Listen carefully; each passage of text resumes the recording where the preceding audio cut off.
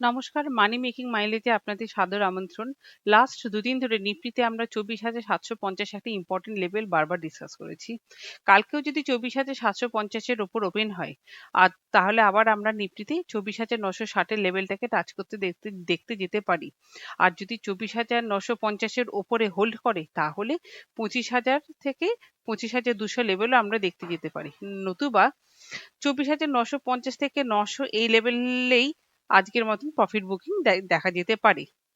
আজকে Nifty gap up হয়ে দিন শুরু করে 24,950 টাচ করে, তারপরে প্রায় 200 পয়েন্ট পড়ে গিয়ে 24,700 লেভেলটা টাচ করে। তারপরে অবশ্য সাইড ওয়াইজ ট্রেডিং আমরা দেখতে পারি, কিন্তু এটাকে আমরা বেয়ারিশ ফ্ল্যাগ প্যাটার্নও বলতে পারি। আগামীকাল হয়তো এই চ্যানেলে কন্টিনিউয়েশনও হতে পারে বা ব্রেক করলে আমরা একটা ফার্দার ফল দেখতে পারি। যদি কালকে নিফটি 24,860 থেকে 890 এই লেভেল এই জোনটাকে পেরোয় তাহলে আমরা 960 থেকে 25,000 পর্যন্ত এই টার্গেটের জন্য বাইরে যেতে পারি। আর কালকে যদি নিফটি চ্যানেল ব্রেকডাউন হয় সেই ক্ষেত্রে কিন্তু আমরা নিফটিতে 24,650 থেকে 24,600 এমনকি 24,500 লেভেলটাকেও দেখতে পারি। আমাদের কালকে প্রথম পিক ছিল কেয়ার রেটিং।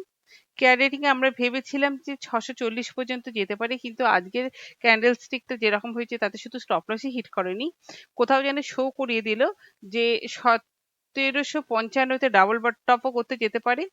আর 1755-র এই ডাবল টপটা যদি বাই চান্স ভাঙে তাহলে 10 বছরের একটা ব্রেকআউট হবে আর সামনে উন্মুক্ত খোলা আকাশ থাকবে।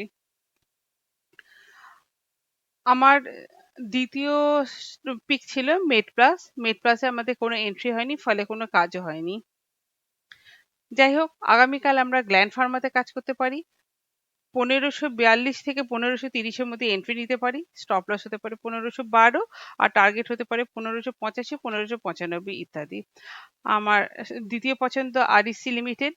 আরইসিতে আমরা 401 থেকে 397.6 এবং 396.3 এই তিনটে লেভেলে এন্ট্রি নিতে পারি। টার্গেট হতে পারে 405.20, 409.8, 411, 416 আর স্টপ লস এই ক্ষেত্রে হবে 394। গ্রিন প্যানেল আমার লাস্ট পিক, কিন্তু এটা একটা কন্ডিশনাল বাই হতে পারে। 259.5 এর উপরে যদি আধ ঘন্টা হোল্ড করে তাহলে ফোর্স এন্ট্রি নিতে হবে।